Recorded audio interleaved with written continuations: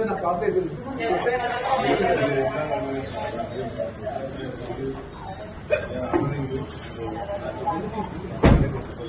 sir మీరు ఏం order చేస్తారు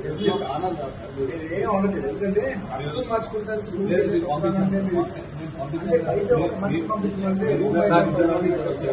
సార్ నాకు తీసుకెళ్తాం తప్పలేదు ఫోటోలు తప్పలేదు కాదు దాంట్లో తప్పలేదు అది బెడ్రూమ్ బయటకు వచ్చి బెడ్రూమ్ నుంచి వెళ్ళిపోవడం స్కూల్ నుంచి వాళ్ళని చేశారు అది